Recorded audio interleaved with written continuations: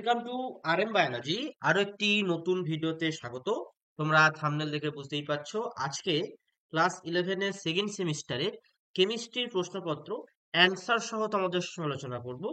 তোমরা প্রত্যেকেই জানো তোমাদের স্কুলগুলোতে উচ্চ মাধ্যমিকদের যে শিক্ষা সংসদ প্রদত্ত নমুনা প্রশ্নপত্র আছে সেই টাইপের প্রশ্ন হচ্ছে, বা বেশ কিছু স্কুলে কিন্তু প্রায় সেম প্রশ্ন চলে আসছে, শুধু ডেটাগুলো চেঞ্জ করে দিচ্ছে। তাই এই সমস্ত প্রশ্ন প্র্যাকটিস করা অত্যন্ত গুরুত্বপূর্ণ। মাঝে তোমাদের হাতে আজকে এবং কালকে সময় আছে, পরীক্ষা কিন্তু মঙ্গলবার দিন। তাই এই দুদিনের মধ্যে তোমরা কিন্তু প্র্যাকটিস করে নিতে পারবে। তাই ভিডিওটি শেষ পর্যন্ত দেখো এবং যারা চ্যানেল নতুন চ্যানেলটি সাবস্ক্রাইব করে নাও। পরবর্তী সাবজেক্টে এরকম নমুনা প্রশ্নপত্রের সম্পূর্ণ উত্তর পাওয়ার জন্য চলো শুরু করা যাক। সব থেকে প্রথমে আমরা প্রশ্নগুলো দেখবো। দেখো, উচ্চ মাধ্যমিক শিক্ষা সংসদ প্রদত্ত নমুনা প্রশ্ন। এই নমুনা প্রশ্নতে আমরা কি দেখতে পাচ্ছি?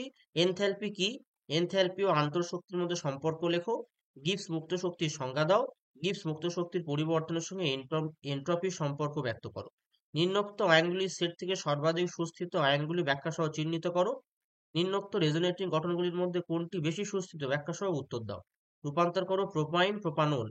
এই পার্টিকুলার রূপান্তরটা তোমরা করে রাখতে পারো, প্রায় সমস্ত স্কুলে কিন্তু এই রূপান্তরটা আসতে চলেছে। C4H8 আণবিক সংকেত বিশিষ্ট যৌগটির সম্ভাব্য সকল গঠনগত সমবায়বগুলি লেখো। CO2 তুলনায় CO অধিক বিষাক্ত কেন? সবুজ বিপ্লব কি প্রকৃত অর্থে সবুজ ব্যাখ্যা করো। এই প্রথম পাঁচটা প্রশ্ন উত্তর যদি আমরা দেখে নিই, দেখো প্রথম প্রশ্নের উত্তর এটা। কোন সিস্টেমের আন্তঃশক্তি ইউ ও চাপ আয়তন পিভি শক্তির যোগফলকে সিস্টেমের এনথ্যালপি বলা হয়, delta H. H equal to U plus PV. সম্পর্ক দেখো দেয়াই রয়েছে। তার অথবা যদি আমরা দেখে নিই, মুক্ত শক্তি কথাটির অর্থ মোট শক্তির মধ্যে যে পরিমাণ শক্তিকে কার্যে রূপান্তর করা সম্ভব ওই মুক্ত শক্তিকে গিবস মুক্ত শক্তি বলা হয়। সম্পর্ক দেখো দেয়া আছে, delta G equal to del H minus T del S.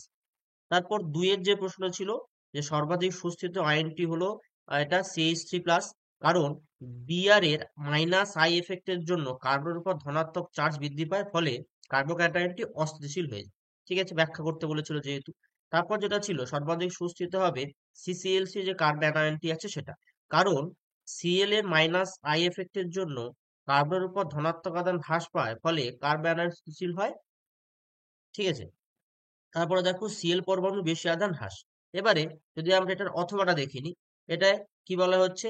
এই যে ওয়ান যে গঠনটি আছে, এই যে গঠনটি আছে বেশি সুস্থ, তার কারণ এটি নিস্তড়িত এবং সমযোজী বন্ধন যুক্ত বেশি, অর্থাৎ সমযোজী বন্ধনের সংখ্যা বেশি থাকার কারণে এই যে ওয়ানটা আছে, অর্থাৎ গঠন ওয়ানটা যদি আমরা দেখে নিই, এই গঠনটা কিন্তু বেশি সুস্থিত বলে মনে করা হয়।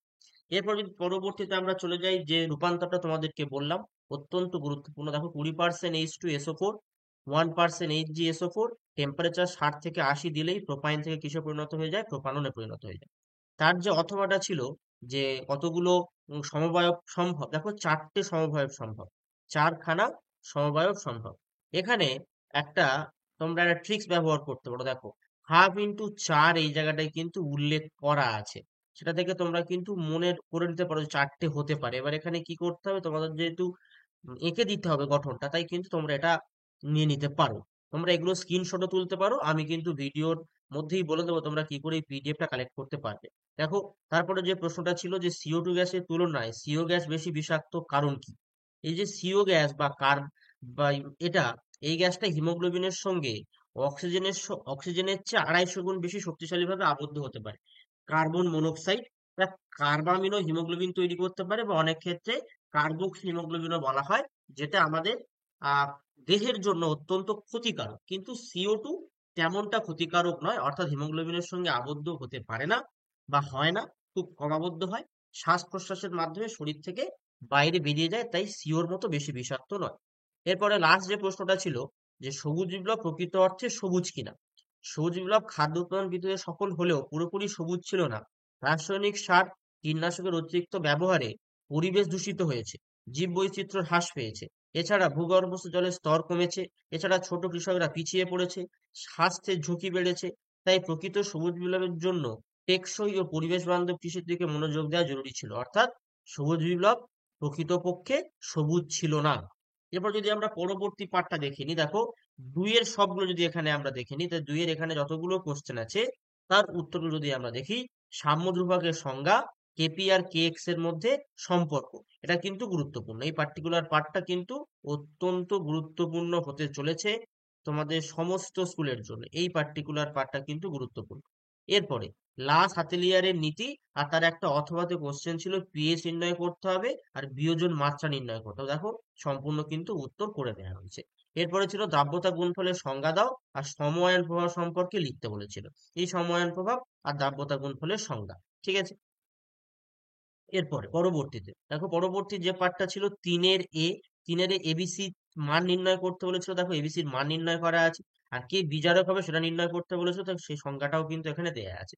3-এর ক্ষেত্রে যদি আমরা দেখি, এটা একটা শক্তিশালী বিজারক। তোমরা শুধু এই উত্তরটা লিখলেই কিন্তু হয়ে যাবে, যদি শুধু এই উত্তরটা তোমরা লেখো তাও হয়ে যাবে। তারপরে দেখো জারণ সংখ্যা বের করতে বলেছিল, প্রত্যেকটার ক্ষেত্রে জারণ সংখ্যা কিন্তু +6 হবে। এরপরে যদি আমরা 4-এ চলে আসি, 4-এর শনাক্তকরণ ছিল এ থেকে এফ পর্যন্ত। দেখো 4-এর শনাক্তকরণ করা আছে এ থেকে এফ পর্যন্ত। 5-এ ও কিন্তু একটা শনাক্তকরণের পার্টি ছিল, এ ছিল, বি ছিল আর সি ছিল, দেখো করাই রয়েছে। তারপর যদি আমরা চলে আসি মেটা নির্দেশকের যে পার্টটা, যে কোশ্চেনটা ছিল, দেখো মেটা নির্দেশকের পার্টে কিন্তু কোশ্চেন দেওয়া আছে। তারপরে ফ্রি রেডিক্যাল বিক্রিয়ার একটা উদাহরণ দিতে বলেছে, এখানে দুটো উদাহরণ দিয়ে দিয়ে দেওয়া আছে, আমরা যে কোনো একটা করে নিতে পারি। এরপরে যদি আমরা বড় কোশ্চেনে চলে আসি, সেখানে 3 নম্বরের প্রশ্ন। দেখো প্রথম যে ম্যাথটা ছিল, সেই ম্যাথের ক্ষেত্রে কিন্তু ম্যাথটা এইভাবে করতে হবে, তার উত্তরটা চলে আসবে 481 কেলভিন। এবার আমি তোমাদেরকে দেখিয়ে দিচ্ছি যে 3-এর প্রশ্নের পরবর্তী যে পার্টগুলো ছিল সেটা, এই প্রশ্নগুলো। তো এই উত্তরটা দেখার আগে তোমরা ডেসক্রিপশন বক্সে দেয়া থাকবে RM বায়োলজি অফিসিয়াল টেলিগ্রাম চ্যানেলের লিঙ্ক, সেখানে কিন্তু এই সম্পূর্ণ পিডিএফটা তোমরা পেয়ে যাবে। তাই অবশ্যই অবশ্যই করে ওই চ্যানেলটাতে তোমরা জয়েন হয়ে যাও, বা যাদের পিডিএফ প্রয়োজন তারা কিন্তু কমেন্ট বক্সে কমেন্ট করতে পারো যে পিডিএফ বলো, তখন আমি কিন্তু প্রত্যেককে ইন্ডিভিজুয়ালি লিঙ্কটা শেয়ার করে দেবো। দেখো তারপরে এই যে কোশ্চেনটা ছিল, এই কোশ্চেনের কিন্তু সম্পূর্ণ উত্তর এখানে করে দেওয়া রয়েছে। এই টাইপের প্রশ্ন কিন্তু তোমরা পাবে। এরপরে দেখো বদ্ধ সিস্টেম কাকে বলেছিল তার সংজ্ঞা দেওয়া রয়েছে, পরিমাণগত বা ভর সাপেক্ষ ধর্ম তার সংজ্ঞা দেওয়া রয়েছে, অবস্থাগত বা ভর নিরপেক্ষ ধর্ম তারও কিন্তু সংজ্ঞা প্লাস উদাহরণ দেওয়া রয়েছে। এই প্রশ্নটা ছিল। এরপরে যদি আমরা দেখি, ওর একটা অথবা পার্ট ছিল, একটা ম্যাথ করতে দেওয়া ছিল। সেটা কিন্তু অন্তিম উষ্ণ, দেখো কত আছে, 290.81। যেহেতু 807 হয়েছিল, 81 আমরা বলতে পারি, বা তোমরা এই উত্তরটাও কিন্তু রাখতে পারো। এরপরে যদি আমরা চলে যাই 3-এর যে সিগমা বন্ড আর পাই বন্ডের সংখ্যা কত, এখানে আমি একটা ট্রিক্স বলে রাখি। দেখো সিগমা শেষে মা আছে, তাহলে মা সাধারণত কটা হয়, মা সাধারণত একটা হয়। তাহলে যেখানে তুমি সিঙ্গেল বন্ড পাচ্ছ সবগুলোই কি হবে, সিগমা হবে। যেখানে ডবল বন্ড পাচ্ছ সেখানে তাহলে একটা সিগমা হবে, একটা পাই হবে। তাহলে তুমি এইভাবে এই ট্রিক্স এর মাধ্যমে তুমি কিন্তু যে কোনো, যদি তোমার বন্ডিং বের করতে দেয় তুমি বের করে নিতে পারবে।